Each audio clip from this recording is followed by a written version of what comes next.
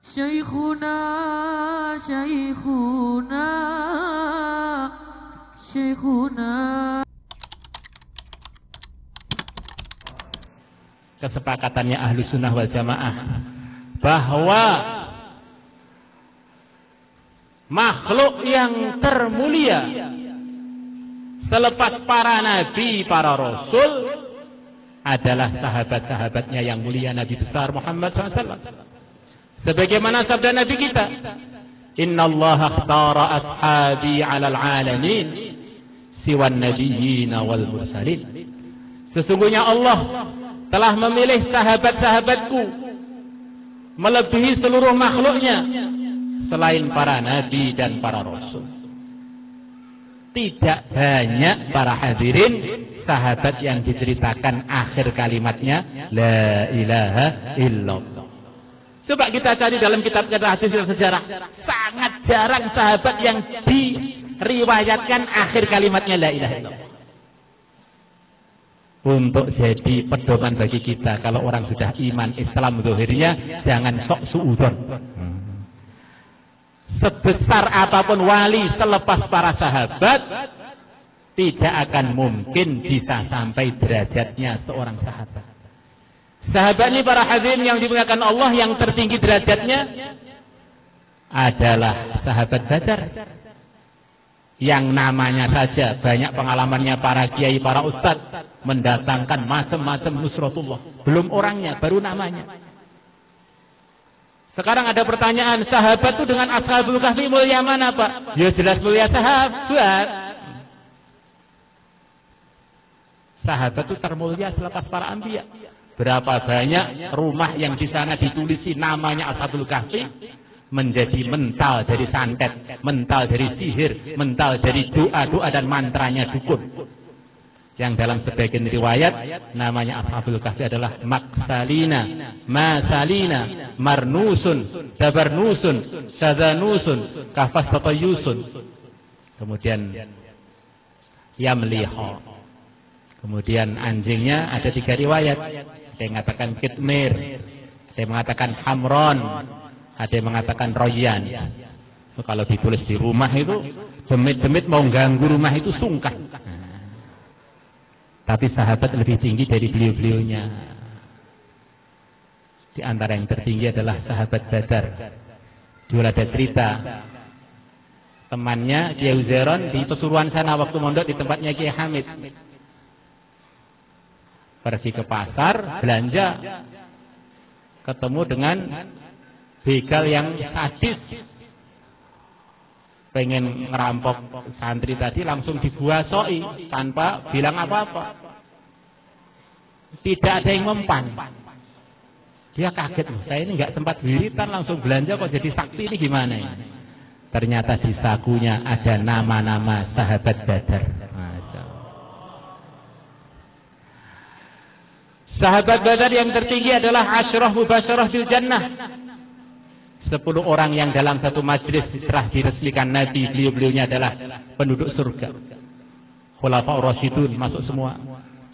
Kemudian tambah Abdurrahman ibn Auf, Talhah ibn Ubaidillah, Sa'ad bin Zaid, Sa'ad bin Abi Waqqas. Kemudian Abu Ubaidah bin Jarrah, kemudian Az-Zubair bin Awam, kurang lebihnya begitu. 10 sahabat tadi yang tertinggi derajatnya adalah 2 mertua Nabi dan 2 menantu Nabi. Abu Bakar, Umar, mertua Nabi.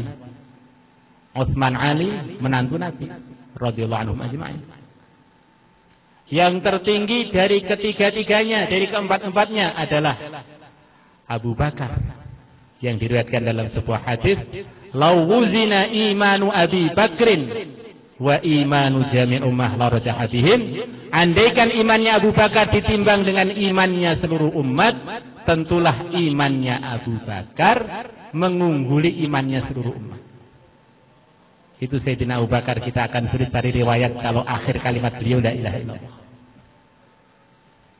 Masya Allah. Kadang-kadang kita ini majlis mudzakarah para hadirin. Khulafaur Rasyidun semuanya kita akan sulit mencari bahwa akhir kalimatnya la ilaha illallah. Abu Bakar yang begitu tinggi derajatnya, dalam tafsir Ibnu Katsir disebutkan bahwa gelar beliau yang tertinggi adalah afdhalul khalqi ba'dal anbiya, makhluk terbaik selepas para nabi. Para nabi yang jumlahnya kurang lebih 124.000, para rasul jumlahnya 313-an, ulul azmi 5, yang tertinggi derajatnya adalah yang mulia Nabi besar Muhammad sallallahu alaihi wasallam. Akhir kalimat beliau bukan kalimat la ilaha illallah. Terakhir yang keluar dari mulut beliau yang mulia adalah Allahumma rafiqal a'la. Ya Allah, kumpulkanlah aku dengan teman-teman yang terbaik. Maka ditafsir oleh para ulama, maksudnya para nabi, para rasul, orang-orang yang soleh. Seakan-akan beliau memberitahukan, wahai orang-orang beriman, wahai umatku yang telah beriman, wahai para sahabatku, wahai istriku, iman semuanya sangat penting, Islam semuanya sangat penting. Itu modalnya adalah cinta kepada orang-orang yang beriman, cinta kepada orang-orang soleh, cinta kepada para nabi, para rasul, cinta kepada sayyidul anbiya war rusul. Maka kecintaan inilah pertama kali asas yang perlu masuk dalam lubuk kita dan lubuk anak-anak kita. Pertama kali pendidikan adalah pendidikan cinta. Kalau cinta itu sudah ada, di belakangnya pengorbanan, kesiapan untuk berkorban, membagi waktu, bahkan membagi nyawa, akan mengikuti cinta ini para hadirin. Adibu auladakum ala salati khisalin, hubbi nabiyikum wa hubbi ahli baitihi wa qiraatil Qur'an.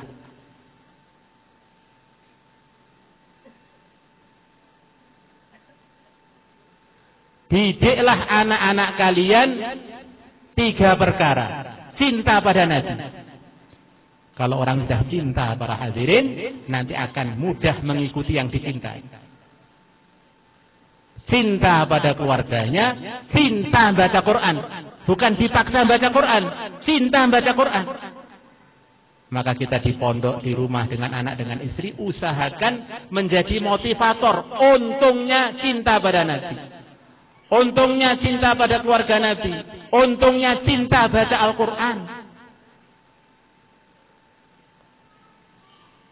Untungnya baca Al-Quran ini begini, untungnya cinta Nabi begini, nanti akhirnya iman akan mengikut, Islam akan mengikut, amal akan mengikut. Karena kita telah terpaut hatinya dengan orang-orang yang lurus, akhirnya kita pun keloberan kecipratan kelurusan mereka. Itulah yang terjadi dari sabda Nabi, orang itu akan bersama orang yang dia cinta. Para hadirin wal hadirat yang kami muliakan, kita ini punya anak, kita ini punya istri.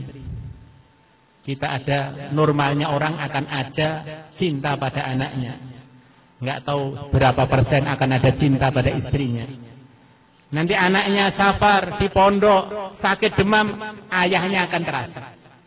Ibunya akan terasa. Dengan sebab cinta akan ada rasa yang menyambung antara yang mencintai dan yang dicintai.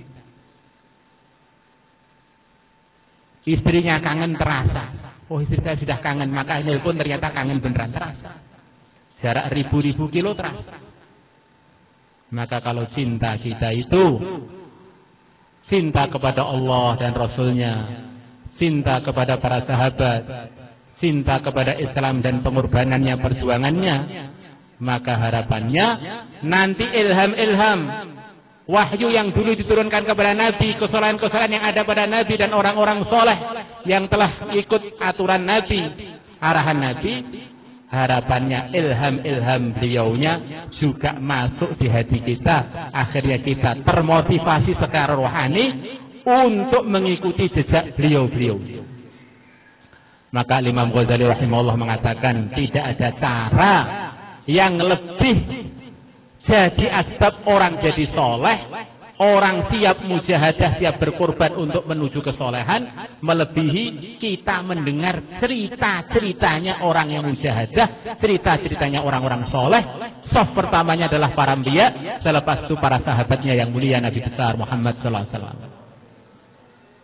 Sekarang anak-anak kita, lingkungan kita banyak membaca ceritanya orang-orang yang enggak benar, akhirnya ilham-ilham yang ada pada orang yang enggak benar tadi masuk kepada generasi-generasi yang sering baca cerita-cerita mereka. Maka hampir tiap pagi para hadirin yang mulia Nabi besar Muhammad SAW bertanya kepada para sahabat, malam tadi mimpi apa? Kenapa Nabi nanya mengenai mimpi para hadirin? Sebaiknya mengatakan dari mimpi-mimpinya para sahabat, mimpi-mimpinya umatnya Nabi yang ditanya Nabi akan diketahui sebetulnya hati mereka itu bersama siapa. Kerinduan mereka itu bersama siapa. Kadang kita ini di pesantren, di masjid kebaikan, dalam medan perjuangan, mimpinya ketemu orang-orang yang ahli maksiat. Jangan-jangan mahabbah kita masih bersama mereka, belum mahabbah kita bersama orang-orang yang soleh. Di mimpi itu sebetulnya para hadirin bukti bahwa kita ini memang ada yang ngatur, bahwa kita ini sebetulnya bagaimana tampak di mimpi-mimpi kita. Maka di antara isinya Al-Quran adalah cerita mimpi. Bahkan mimpinya orang kafir, mimpinya Azizu Misro, Raja Mesir di zamannya Nabi Yusuf. Berapa banyak dari kita yang pernah mimpi jadi kenyataan. Menunjukkan bahwa mimpi kita itu ada yang ngatur, yaitu Allah. Dan dalam mimpi itu ada nasihat. Kita ini sebetulnya bersama siapa? Para hadirin wal hadirat yang kami muliakan, para munafikin dan para sahabat itu satu kelas. Para sahabat hatinya bersama Nabi, majlisnya bersama Nabi, keyakinannya mengikut yang diajarkan oleh Nabi. Munafikin hatinya bersama musuh-musuh Nabi, tidak percaya dengan ajaran Nabi, mengganggu program-program Nabi. Maka para sahabat yang satu kelas dengan para munafikin menjadi manusia yang terbaik sepanjang masa selepas para Nabi dan para Rasul. Munafikin menjadi umat terburuk sepanjang masa. Mereka di dalam neraka yang terjelek. Innal munafiqina fit darkil asfalin nar wa lam tajid lahum nasira.